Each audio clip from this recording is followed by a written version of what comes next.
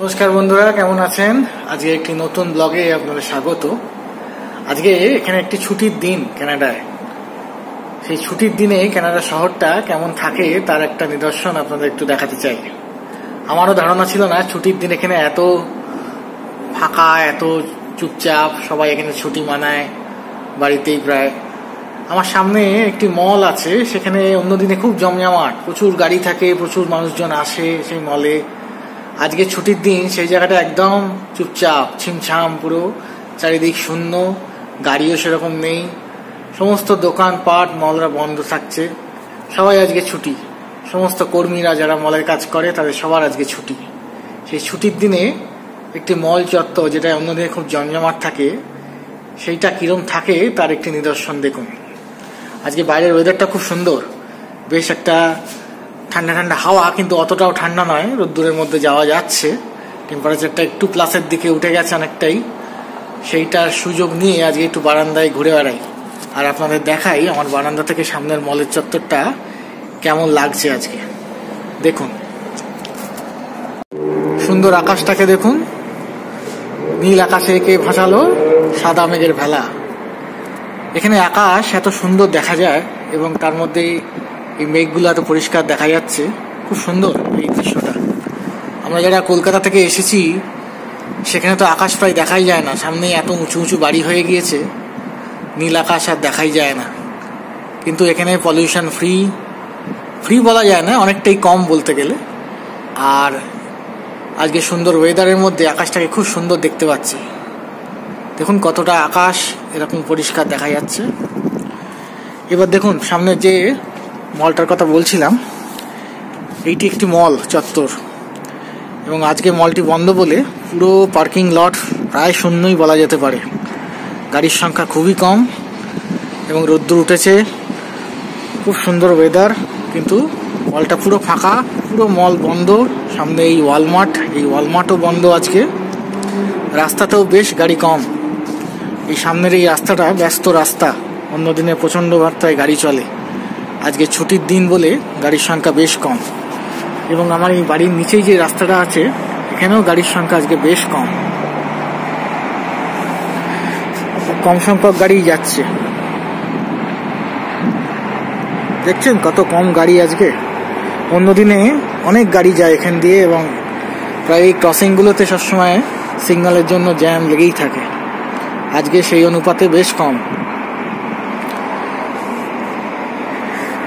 তবে হ্যাঁ, ওয়েদারটা আজকে খুব সুন্দর, মনে হচ্ছে এক পাক ঘুরে আসি সামনে থেকে।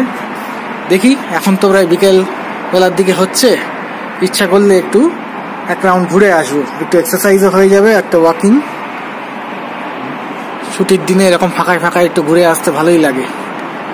সামনে একটা টিম হর্টনসের দোকান আছে, একটা কফিও হয়ে যাবে সেখান থেকে, বা কোনো হট চকলেট। সামনে সুন্দর এই মাঠটা এখন সবুজ ঘাসে ভরা। স্প্রিং সিজন, এতদিন বরফে ঢাকা ছিল, এখন স্প্রিং সিজন বলে এই মাঠটা পুরো বরফে ঢাকা হয়ে গেছে। বরফ কাটিয়ে এখন ঘাস ভর্তি, আর এই হচ্ছে সুন্দর আকাশ।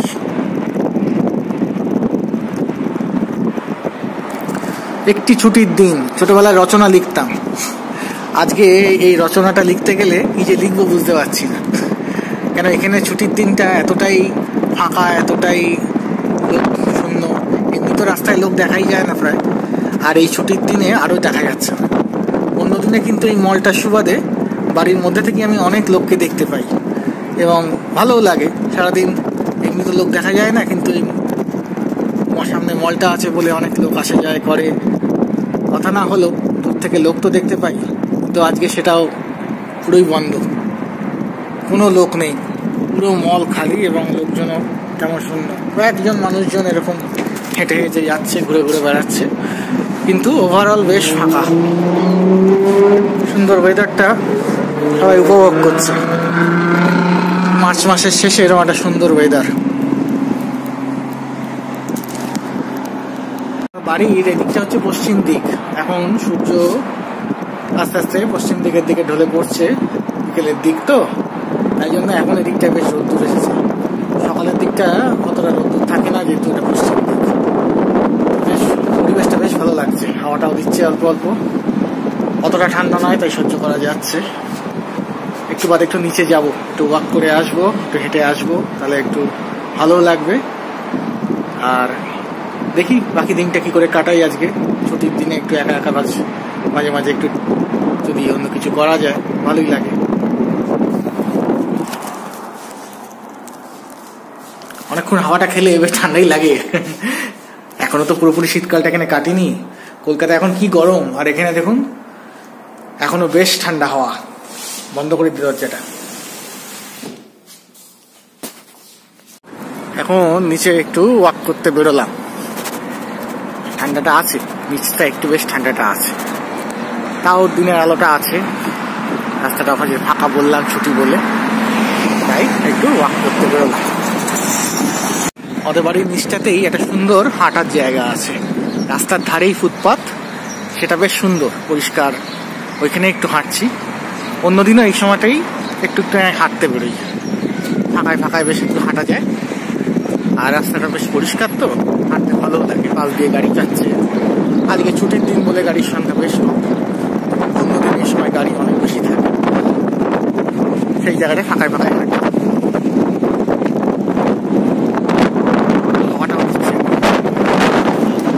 এটা একটা সুন্দর ওয়াকিং ট্রেল, দেখুন রাস্তাটা বেটে বেটে উঠে গেছে।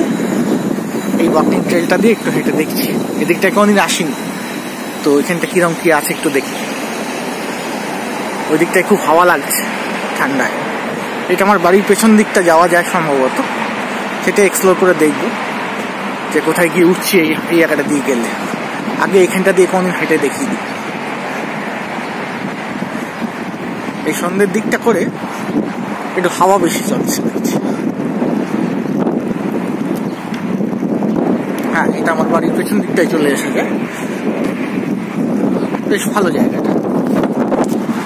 এই বাস স্ট্যান্ডে যাওয়ার রাস্তাটা কত সুন্দর দেখুন, দুপাশে বেঞ্চ পাতা।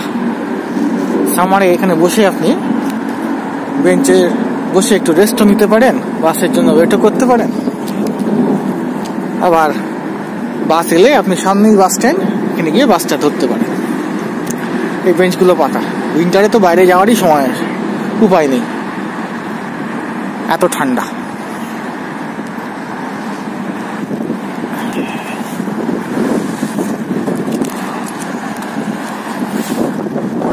এই যে সামনে কাঁচের এটা বাস স্ট্যান্ড, এখানে বাস এসে দাঁড়ায়। এখানে বেঞ্চ পাতা আছে। এটা অবশ্য কমিউনিটি বেঞ্চ, বাস স্ট্যান্ডের সাথে কোনো যোগাযোগ নেই, কিন্তু বাস স্ট্যান্ডের কাছে হওয়াতে আপনি এর সুযোগ নিতেই পারেন।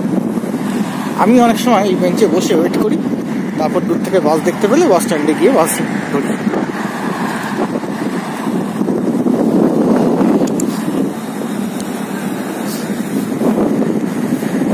এদিকে রাস্তাটাও এরকম বেশ ফাঁকা, সামনে সব বড় বড় বাড়ি উঁচু উঁচু, আর সামনেটা রাস্তা ফাঁকা রাস্তা। এরকম অবস্থা। সূর্যের পড়ন্ত আলো পড়েছে, দূরে সানসেট হচ্ছে। এটা ওয়েস্টার্ন দিক, তো পশ্চিম দিক, এই মলের পেছন দিক থেকে সানসেটটা হয়। আর এই বাড়িতে সূর্যের পড়ন্ত আলোগুলো পড়েছে, তাই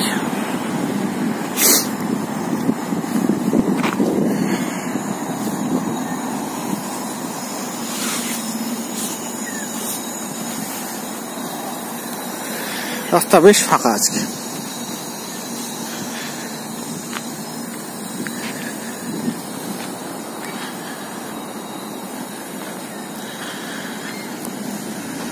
বেঞ্চগুলো দেখালাম যখন, তাই ভাবলাম এই বেঞ্চে বসেই আজকে ব্লগটা এখানেই শেষ করি। এরপর আমাকে বাড়িতে ফিরে যেতে হবে। আর একটু যদি ওয়াক করতে পারতাম ভালোই হতো, কিন্তু বাইরে এই সময় বেশ ঠান্ডা। আর ঠিক চেঞ্জ ওভার হচ্ছে, তো মানে বিকেল থেকে সন্ধ্যের দিকে যাচ্ছে, এই সময় ঠান্ডাটা বেশি পড়ে। তো টেম্পারেচারটা অনেক সময় ডাউন হয়ে গেলে শরীরে সমস্যা হতে পারে, তাই ভেতরে যাওয়াই ভালো। এই আজকের ব্লগটা এখানেই শেষ করছি। সবাই সুস্থ থাকবেন, ভালো থাকবেন, আমার ব্লগগুলো দেখতে থাকবেন। আর যদি ভালো লাগে তো please like, share and subscribe my channel. সবাই সুন্দরভাবে সুস্থ থাকবেন। আজকের মতো টাটা।